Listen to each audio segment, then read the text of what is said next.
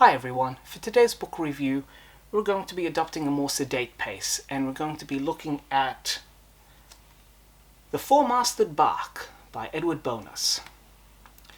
This type of sailing ship tends to be overlooked, with the focus mainly lying on the speedy and glamorous clipper ships or the giant five-masters.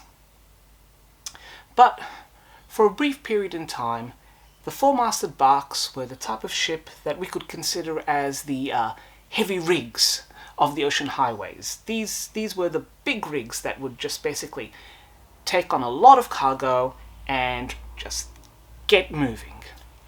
Moving the world's cargoes at a leisurely pace, not with the flash and dash of the clipper ships.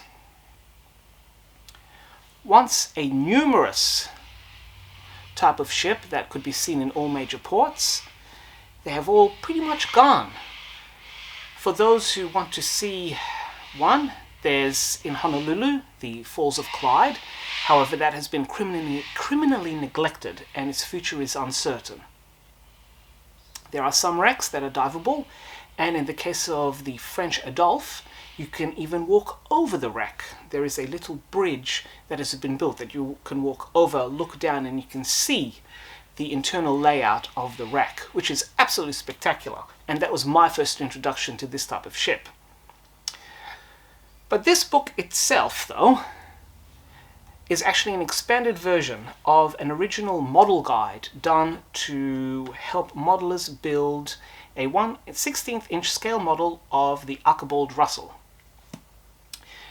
That book had such favorable feedback that the author went ahead and created this expanded, yes, it is an expanded volume, looking at other vessels of the type and indicating detailed differences so that for those would-be model makers can have some choices for their own creative decisions.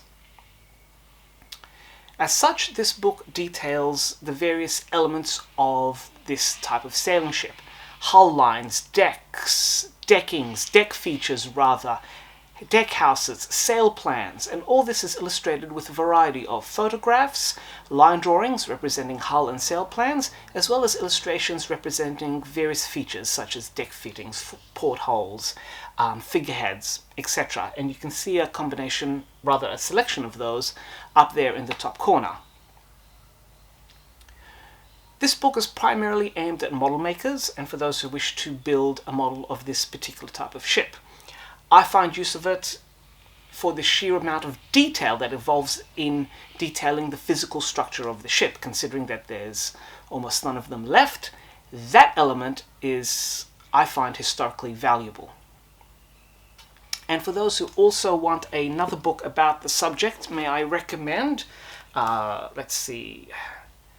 The Anatomy of a Ship series, The Four-Masted Barque, Law Hill, which is also quite famous for its approach to looking at ships through an anatomical perspective, and as other books in this series, they basically break down the ship into its various features, all done through beautiful, immaculate drawings. But this little book looks at some of the other types of vessels. The French operated four-masted barques as well. They were known as the French bounty ships. For those of you who want to build model sailing ships and want to try your hand at building a four-masted barque, this book is great for you.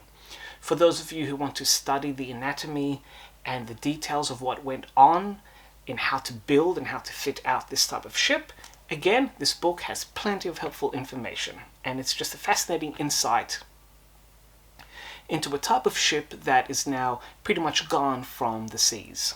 So for me, this is, Four-Masted Barque, a four captain's hats for this book.